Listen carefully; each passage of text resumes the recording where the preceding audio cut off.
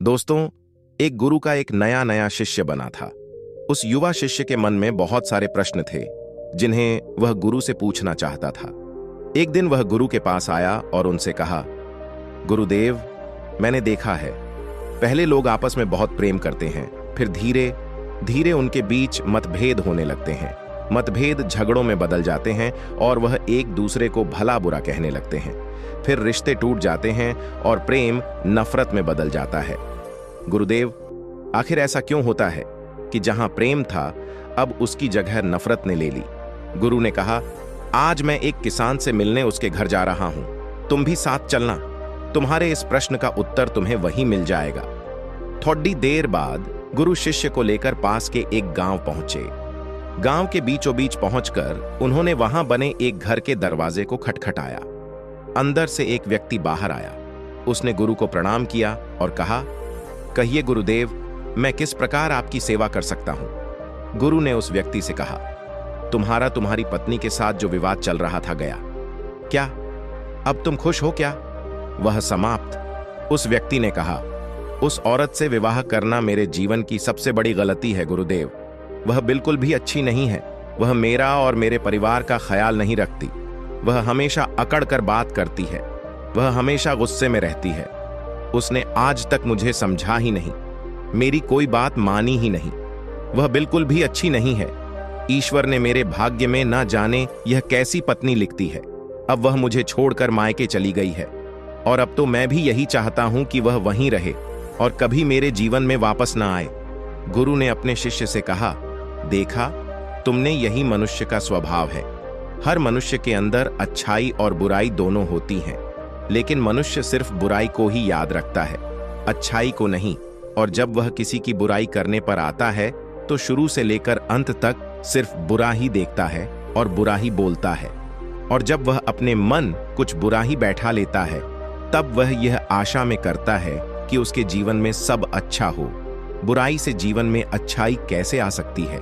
जीवन में अच्छाई लाने के लिए, सुख और शांति लाने के लिए हमें अच्छाई को तो देखना ही होगा।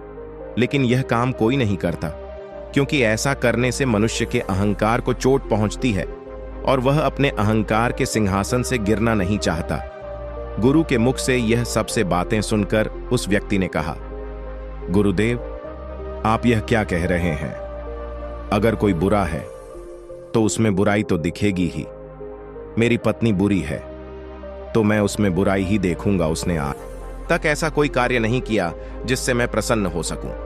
गुरु ने कहा, क्या आज का तुमने कोई ऐसा कार्य किया जिससे तुम्हारी पत्नी खुश हो सके? उस व्यक्ति ने कहा, उसने मुझे कभी कोई ऐसा मौका ही नहीं दिया गुरुदेव कि मैं उसके लिए कुछ कर सकूं। गुरु ने कहा, कहां चलो, तुम कुछ देर के लिए यह सारी बुराइयां छोड़ दो, अपनी पत्नी की कमियां भूल जाओ, अपनी पत्नी की कोई एक अच्छाई याद करो और मुझे बताओ। उस व्यक्ति, हाँ, एक बार मेरी मां बहुत बीमार पड़ गई थी, तब उसने उनकी बहुत सेवा की थी। उन दिनों उसने रात दिन का भी ध्यान नहीं रखा था। गुरु ने कहा, क्या इसके अलावा तुम्हें अपनी पत्नी की कोई और अच्छाई याद आ रही है? उस व्यक्ति ने कहा कि हाँ, वह हमेशा घर में सुबह सबसे पहले उठती थी और मेरे माता पिता के खाने का बहुत ध्यान रखती थी। एक बार जब मैं बहुत बीमार हो गया था तब वह रात भर जाग जाग कर मुझे दवाइयां दिया करती थी। वह बहुत मेहनती थी और अगर उसे कोई तकलीफ भी होती थी तो वह मुझे बताती नहीं थी। वह हमेशा इसी प्रयास में रहती थी कि मैं खुश रह सकूं। यह सब बोलते बोलते उस व्यक्ति की आंखों से आंसू आ गए और उसने कहा, गुरुदेव, मुझे यह क्या हो गया है? माना कि मेरी पत्नी में बहुत सी कमियां हैं, लेकिन वह बुरी नहीं है। पता नहीं क्यों मैं आज से पहले उसकी अच्छाइयों को देख नहीं पाया। गुरु ने मुस्कुराते हुए कहा, जब हम किसी में बुराई देखते हैं तो बुराई बुराई को खींचती है और वह सब कुछ बुरा दिखती है और फिर हमारे जीवन में भी सब कुछ बुरा होने लगता है। पर जब हम किसी की अच्छाई देखते हैं तो अच्छाई अच्छाई को खींचती है और हमारे साथ सब कुछ अच्छा होने लगता है। उस व्यक्ति को बात समझ आ गई। उसने गुरु से आज्ञा ली और अपनी पत्नी को लेने चला गया। गुरु ने शिष्य से कहा, क्या तुम समझे कि रिश्ते क्यों टूट जाते हैं? प्रेम नफरत में क्यों बदल जाता? जब मन में नफरत हो तो उसमें प्रेम नहीं रह सकता और जहां प्रेम हो वहां नफरत नहीं रह सकती। हम अपने मन में प्रेम रखना चाहते हैं या नफरत, ये हम पर ही निर्भर करता है। शिष्य ने कहा, गुरुदेव, मैं आपकी बात बहुत अच्छे से समझ गया हूं। मेरा एक और प्रश्न है, क्या आप मेरे इस प्रश्न का भी उत्तर देंगे?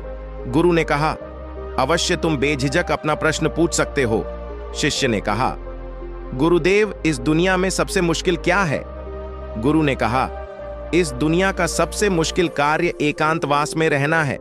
शिष्य ने कहा, इसमें मुश्किल जैसा क्या है? एकांत में तो कोई भी रह सकता है। यह सुन गुरु मुस्कुराए और बोले, अगर यह कार्य तुम्हें इतना आसान लगता है तो क्या तुम 30 दिनों के लिए एकांतवास में रह सकते हो? तुम्हें 30 दिन के लिए कहीं नहीं जाना, एक गुफा में रहना है। तुम बाहर किसी भी व्यक्ति से संपर्क नहीं करोगे, ना गुफा के अंदर किसी भी प्रकार के कार्य में व्यस्त रहोगे, सिर्फ शांत और मौन रहोगे। क्या तुम यह कर सकोगे? शिष्य ने कहा, लेकिन गुरुदेव, यह एकांतवास में रहकर क्या होगा? इससे क्या मिलेगा? गुरु ने कहा, जो मिलेगा वह तो तुम्हें पता चल जाएगा, लेकिन प्रश्न यह है कि क्या तुम इतना आसान कार्य कर पाओगे? शिष्य तैयार हो गया। गुरु अपने शिष्य को एक गुफा में ले गए और वहां उन्होंने उसके 30 दिन के खाने पीने का इंतजाम कर दिया और कहा, गुफा का द्वार खुला है, जब तुम्हें लगे कि तुमसे यह नहीं हो रहा तो तुम बाहर आ सकते हो। शिष्य गुफा के अंदर प्रवेश कर गया। पहले दिन उसने बड़ी आसानी से अपना समय व्यतीत कर लिया। दूसरे दिन उसे अजीब सा महसूस होने लगा। उसका मन बार बार बाहर की ओर भाग रहा था। उसे घुटन हो रही थी। वह इधर उधर टहलने लगा, घबराने लगा, लेकिन जैसे तैसे करके उसने दूसरा दिन भी काट लिया। पर तीसरे दिन वह बहुत बेचैन हो गया। उसके मन में विचार आने लगे कि वह यह क्या बेकार का काम कर रहा है। बाहर पता नहीं क्या क्या हो रहा होगा और वह यहाँ गुफा में बैठा है। वह तीसरे दिन ही गुफा से बाहर आ गया और गुरु के पास पहुंचा। शिष्य को देखते ही गुरु मुस्कुराए और बोले, मैं तुम्हारा ही इंतजार कर रहा था। 30 दिन एकांत में रहने की बात हुई थी, तुम तो 3 दिन में ही बाहर आ गए। शिष्य ने कहा, पता नहीं गुरुदेव, पर मैं अंदर से बहुत अधिक बेचैन हो रहा था। बस बार बार बाहर जाने का मन कर रहा था। इन 3 दिनों में मैं एकांत भी नहीं रह पाया। मन में बहुत सारे विचार, भावनाएं, कल्पनाएं और बहुत कुछ चल रहा था। कोई मुझे जबरदस्ती बाहर की ओर खींच रहा था। गुरु ने कहा, वह कोई और नहीं, तुम्हारा मन था। मन को एकांत पसंद ही नहीं है। वह हमेशा किसी दूसरे को ढूंढता रहता है, लेकिन जब उसे कोई दूसरा नहीं मिलता, कोई दूसरा दिखाई नहीं देता, तो वह बेचैन हो जाता है, क्योंकि उसका वजूद दूसरों से ही है। अगर दूसरे नहीं होंगे तो मन की शक्ति खत्म हो जाएगी और वह तुम पर से अपना नियंत्रण खोने लगेगा। इसीलिए वह जल्द से जल्द तुम्हें बाहर की ओर ले जाना चाहता था और तुम बाहर आ गए। शिष्य ने कहा, गुरुदेव, आप बिल्कुल ठीक कह रहे थे कि एकांतवास करना दुनिया का एक बहुत ही मुश्किल कार्य है। गुरु ने कहा, तुमने यह नहीं पूछा कि इस दुनिया का सबसे आसान कार्य क्या है। शिष्य ने कहा, गुरुदेव, मेरे मन में पूछ यह प्रश्न भी था, लेकिन मैं नहीं पाया। गुरु ने कहा, अगर इस दुनिया सबसे मुश्किल कार्य एकांतवास है, तो इस दुनिया का सबसे आसान कार्य भी एकांतवासी है। शिष्य ने कहा, आप यह कैसी विरोधाभासी बातें कर रहे हैं? गुरुदेव, मैं कुछ समझ नहीं पा रहा। गुरु ने कहा, एकांतवास हमारा स्वभाव है।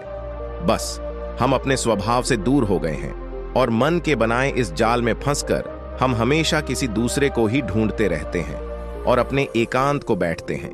एकांत को साधना नहीं पड़ता, बल्कि वही हमारा स्वभाव। शिष्य ने कहा, अगर एकांत हमारा स्वभाव है और यह इतना आसान है, तो मैं क्यों 3 दिन में ही उस गुफा से बाहर आ गया? क्यों मुझे वहां रहना इतना मुश्किल लगा? क्यों वहां मुझे घुटन हो रही थी? क्यों मैं इतना बेचैन हो गया? गुरु ने कहा, जब तक कां तुम्हां अंदर से उत्पन्न नहीं होगा, तब तक चाहे तुम किसी गुफा में बंद करके ही क्यों ना रखें, जाओ।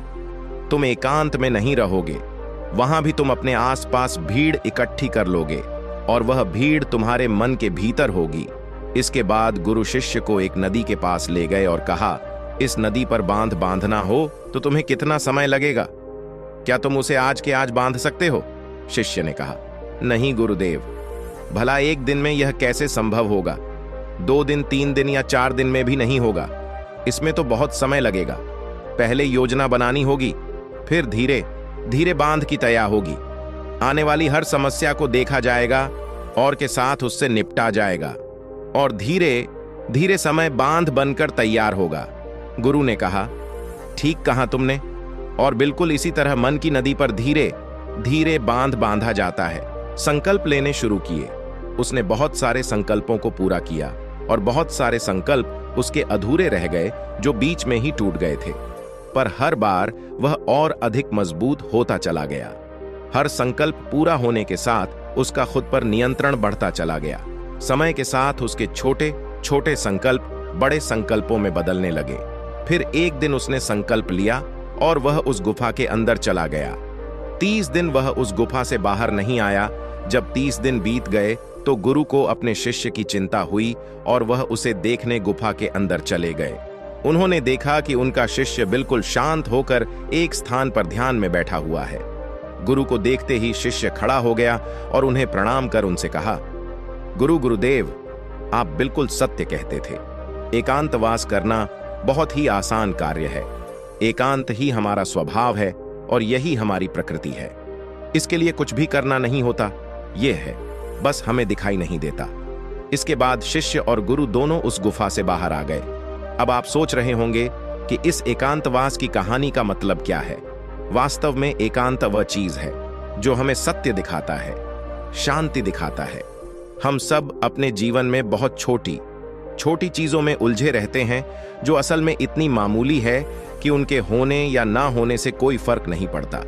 पर हमने उनको इतना बड़ा बना लिया है कि वह हमारे जीवन में बहुत मायने रखती हैं और हमारा जीवन उनके चारों ओर घूमता रहता है और हम वहीं के वहीं भटकते रहते हैं। इस दुनिया में कोई भी नहीं बचा, चाहे कोई कितना ही बड़ा इंसान क्यों ना हो, कितनी भी अकड़ के साथ क्यों ना खड़ा हो, सब मिट्टी में मिल गए हैं। राजा हो, भिखारी हो, शक्तिशाली हो या कमजोर साधु या सन्यासी, कोई भी हो, किसी की अकड़ बाकी नहीं रही। जिन छोटी छोटी चीजों के लिए आज हम इतना लड़ते झगड़ते रहते हैं, क्या करोगे? इन सब चीजों का कुछ पल ही लगते हैं शरीर को मिट्टी बनने में और हम ऐसे लड़ रहे हैं जैसे कि हम हमेशा यही रहने वाले हैं। कुछ समय मिला है, बहुत कीमती है, उपयोग कर लो, कुछ सीख लो, कुछ जान लो, कुछ तो जीवन जी लो। सब कुछ जानते हुए भी हम कुछ नहीं जानते। बस यही हमारी बना है और यही हमारी बेहोशी है और इसी से बाहर निकलने का नाम जागरण है और जागृति है तो होश है और बुद्धित्व भी है। तो दोस्तों, उम्मीद करता हूं कि यह कहानी आप लोगों को अच्छी लगी होगी। कमेंट कर बताना कि कहानी कैसी लगी और प्यारा सा एक लाइक कर देना। वह चैनल को सब्सक्राइब जरूर कर लेना।